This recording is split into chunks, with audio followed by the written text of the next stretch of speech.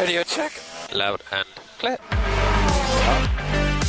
KSL Sports and KSL Podcast present Mode Push, an American view of F1, starting now. And I'm stuck. He's making cut with his honestly.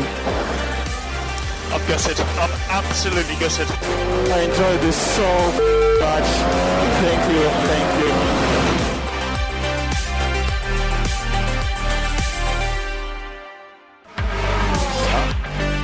All right, everybody, welcome on in. It's another edition of Mode Push, an American view of F1, our podcast for the burgeoning fan base here in the United States, but also for you gearheads out there that are like my co-host Dan Jimenez, who is a nut for all things engineering, and that's what we try to do on this program, is bring you a little bit of what is going on in the world of F1 news-wise, and also get you ready for the upcoming races.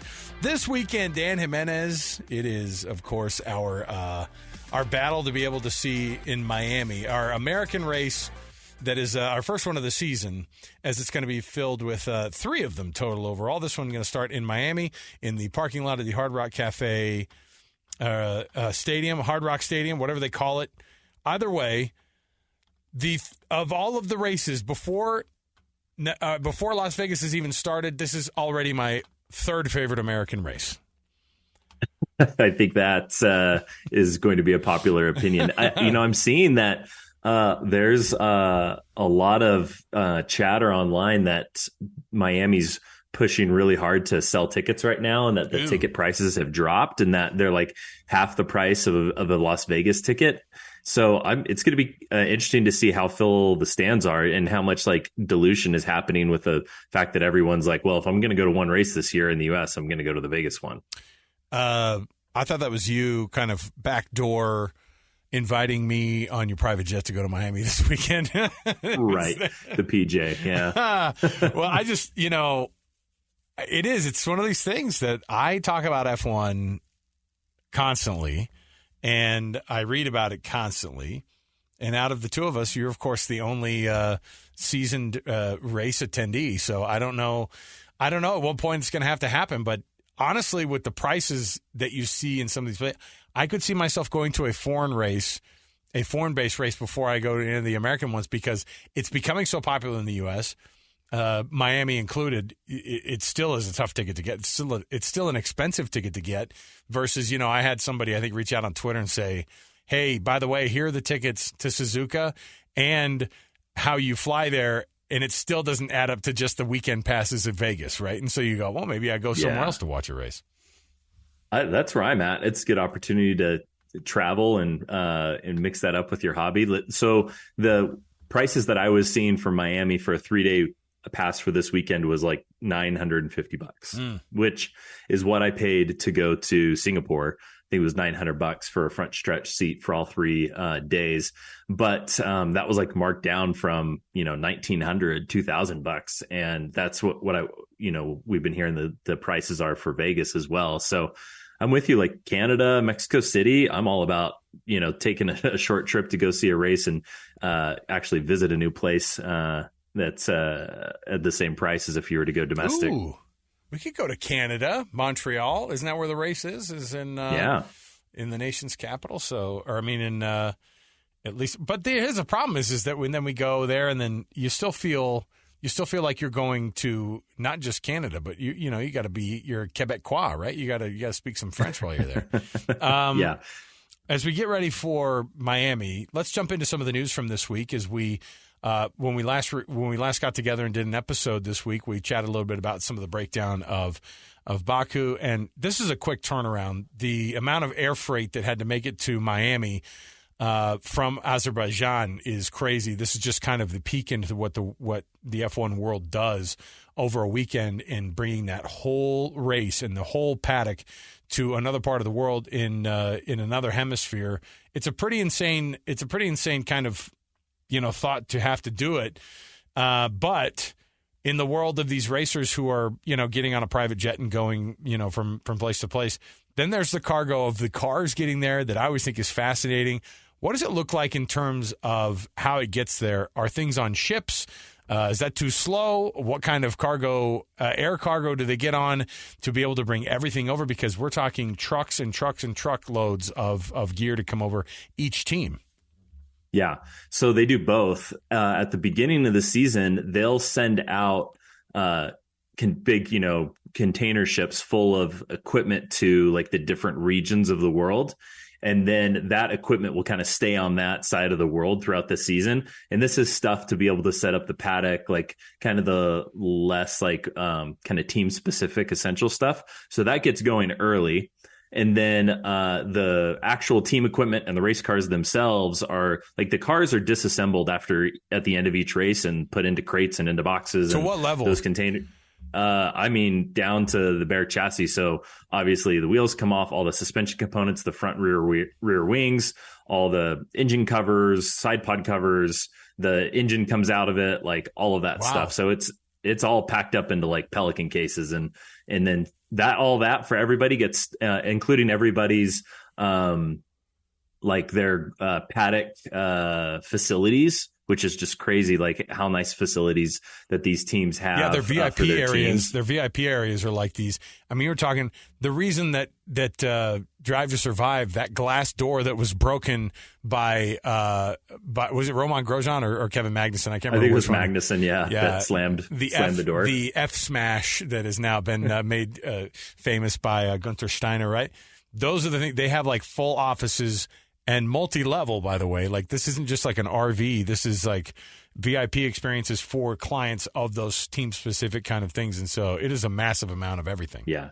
Yep. So all that stuff gets put on the DHL chartered cargo plane, which I don't know if it's 747, some wide-body aircraft. And then that's what goes between Baku and Miami this week and then gets dropped there.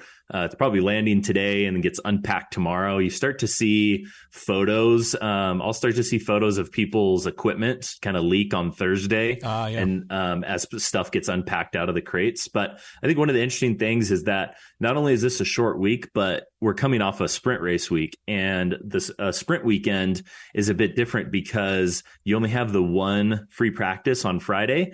And then you go into Parc Fermé rules, which is basically you can't make any major changes to the vehicle once you go into Parc Fermé. So these guys only had one practice session to really try things out.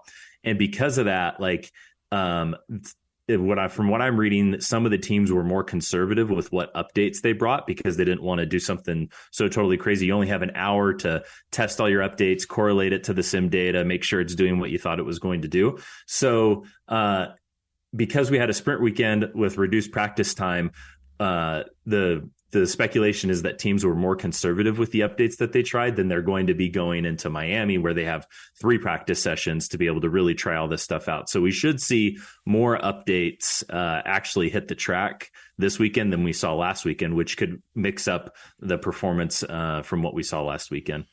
I don't get when they say that a racetrack, and we'll get more into Miami in just a little bit, but I think when they say, "Oh, okay, this is more of a street circuit," so is it or not? Like that's what I'm like. I don't know. We've heard it like be set up. Oh, this is another opportunity for Checo to because he's a street circuit guy. But they're like, yeah, this is sort of a street circuit. So what makes it sort of a street circuit? Yeah, so a street circuit would be characterized by really slow corners, like slow 90-degree bends. You don't have these big sweeping corners like you have like at a full-blown race course. And so that's why they say, oh, Checo's so good at that, because when you can't get to those slow corners and then long straights, it's like 90-degree turn straight, 90-degree turn straight. That's, what a street course race is like. You have to be really easy on the rear tires so that you can keep that traction to be able to get acceleration up off of the corner, which is what Sergio's really good at. So why Miami's kind of a street circuit, because it's like built in a parking lot. So it's flat. Like another thing too is street circuits don't really have cambered corners. They don't have banking to help the car turn. And so that will, do different things for tire wear. And it just the car drives different. So yeah, Miami's completely flat, and they've got some 90-degree turns and a really long backstretch. But then they've got this first couple sections that have some large sweeping turns, which make it more of like a kind of like a high downforce track. So it's a bit of a hybrid. It leans more low downforce track and street circuity, but with a mix of a couple of sections where you're going to need high downforce for the big sweeping turns. So I would say it's about average. It doesn't really play into any particular person's strengths. Let's jump a little bit more into the race and kind of what these different racers are expected to do this weekend and what's going to go the way of what that Miami GP is going to bring us. But first, some of the news from this week. Obviously, we're not doing a sprint setup this weekend for the races. So, like you said, FP1, FP2, FP3 in the traditional fashion. I guess you'll be able to see kind of the difference, kind of just going 1 week to the next and go, okay, did I hate this? That's another way to look at this is like on these races, because I've heard, and I don't know if this is true, Dan, but I don't know if I would like this at all. But what I heard is that they're wanting to go to a sprint format as an every weekend setup in racing. What's the end game of the sprint races, and is that what they want to do? Is that the direction that they want to go, that every race ends up being the format that we had last weekend? The goal is with these 6 weekends is to figure out, is there a better weekend setup? I think the ultimate goal is whatever we land on ends up just being the standard for every weekend. But before we do that, let's try a bunch of different formats. And I don't think that we'll get it as the standard for every weekend until there's a format that all the teams feel really good about and, Formula One management. And we're just not there yet. And I don't see us getting close to it anytime soon. So I would predict that for the next few years, we're still only doing this 6 times a year, but we keep trying different things to perfect the format, because it was better this last weekend for the teams because, it didn't put the main race at risk, which is what they wanted, but it also wasn't exactly like a, super exciting race that had a different finish than what the normal race would have already done. So it's, we're still in experimentation mode, but I totally would expect whatever we land on to become the new standard. What else is going on F1 news-wise this weekend that would shake things up a little bit or make some I was just like a little bit of gossip before we go into the weekend, so that these team principals have to walk by each other in the paddock and pretend like they like each other. That's right. Toto Wolff had a bit of a banger quote that people are talking about after the race on Sunday. And, I'll just jump to the headline, and I'm going to trade one of his words for a more FCC appropriate word. He said, "I think generally the ground effect cars are crap cars. It is just who has the least crappiest car, isn't it?" So what he's saying there is, like, he thinks these ground effects cars, that the ground effect car that started with the regulations last year, which is make downforce by having the car really low to the ground, he just thinks that makes a crappy car. Like, it's not a good race car. And to him, the performance advantage is based on who can make the car ride like basically the smoothest. And he called out Red Bull and said, you see on all the onboards, Red Bull's barely moving, and the speed on the straights, all the bumps, the car balance is easy. If you look at all the other onboards, it looks like the cars are tricky. So he's pretty much saying Red Bull's fast because their car handling is really smooth over all the bumps and in the corners. And we talked about this on a prior episode, like the anti-dive suspension stuff that Red Bull is doing. It's just they keep a very consistent ride attitude and height, and they can keep it low, where everyone else who hasn't figured that out is trying to figure out how to balance. Okay, we don't want this car jumping around all over the place, but we also don't want it super high up in the air. So Toto just thinks that these regulations are crap, and he wants, I think, like we talked about last week, he's always wanting a change to the regulations. Okay, and so he's kind of just insulting them right now. But that's what I don't understand is he's like, this is because the cars are crap, and you're like, Toto, and I'll just mimic what Christian Horner said at one of their meetings, right? He's like, don't make a crap car then. That's the regulations are the same. So he's complaining that Red Bull has figured it out better than Mercedes has. What is the complaint here? Because short of him talking about let's all have the same car like IndyCar does, and then we'll see who the best teams are, which is what people have argued for a long time. That's something that happens in F1. But we just kind of say in F1, oh, you know what? We like the idea that you have to engineer a car based on the regulations. I don't understand what he's asking for then. Is he asking that Red Bull start from the beginning and they have their hands tied behind their back? I don't know.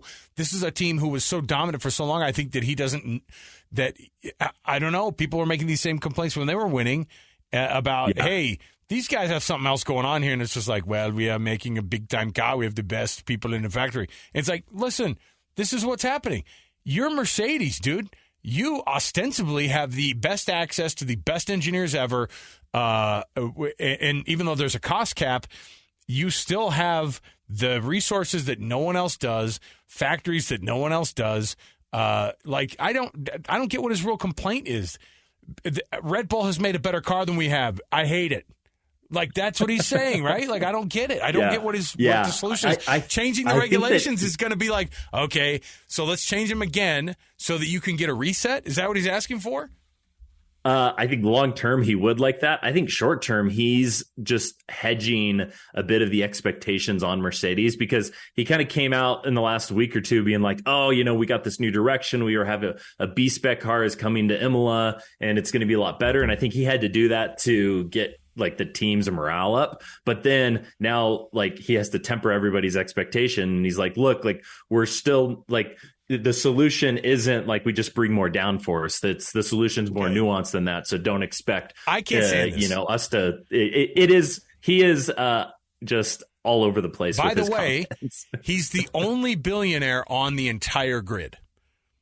Yes. He's the only, everybody else is groveling in a sense. I mean, this is a sport of cajillionaires, of multi-millionaires, and he's the billionaire of the group. Yeah. Like Lawrence Stroll is one thing, right? He's the team owner. You know what? He's not, but I mean, like, his money was made elsewhere.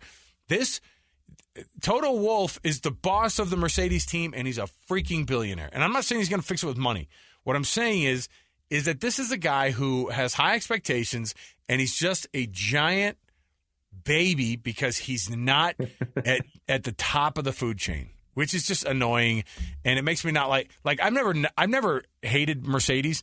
This makes me kind of hate it because I'm like, dude, there's nothing to complain about here. There's nothing to complain about except for the fact that you're not the winner. Like, if and when the shoe's on the other foot, like, Christian Horner's going to turn into this too. It's like they're all like this. Yes. Like they know that as the team bosses, they have to play this PR comms game, and rattle the alarm whenever they feel like something that they've just been caught out and have a major performance disadvantage. So it's just the game, and Toto plays it really well. Did you see Toto's going to be a Harvard business school professor? He's going to do some sort of lecture course over the winter. So if you want to go to HBS, could you imagine Toto as a teacher? He's can you make me a larger starched white shirt that I can wear? Like, he wants that high collar. He's like, make it as sharp as you can. I want to poke these students with the shirt in their eye, even over the Zoom. Like, I know I've given him kind of an Arnold Schwarzenegger voice, but that's really what it works. It is, it works. But that's what he sounds like. All right. My goodness. Well, complain all he wants. Maybe it'll make. Look, in the end, we all want to see a more competitive nature of F1. But I blame Toto. I don't blame the regulations. I blame Toto and his team not showing up in the 2021 season, and then it got worse. Mm-hmm. The year that they developed, right? The year they were trying to develop. And then when 2022 showed up, their pants were down, and it was a bad deal, and they still haven't figured it out. It's just gotten a little bit better. Do better. That's it, man. Like, this sport, as he knows. What was he always saying? This is what I loved about it at the beginning of Drive to Survive. The stopwatch does not lie. The stopwatch does not lie. And, like, that was all what he was about, right? Just like, that's why I love the sport, is that it's just like you are graded only on how well you do. And instead it's turned into this. But you're right. Guess who the best principals are on the grid? The loudest, most annoying ones. The Otmar snaff hours are really fun to listen to and really boring and don't say anything controversial, really. And they are midfield teams, to be sure. So maybe you need more fiery attitudes for us to be more excited about it. Okay. In terms of the racers, in terms of what teams are going to show up with in Miami this weekend, what can we expect other than Red Bull being more dominant than everybody, Or is that not necessarily the way it's going to be either? Because last week the DRS zones played to the advantage of Red Bull, because everybody's like, the DRS advantage they have over everybody is insane. Does that get a little bit more tempered this weekend in Miami?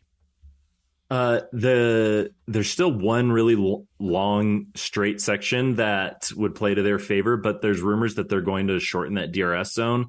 We won't know until I think tomorrow they release the new track map.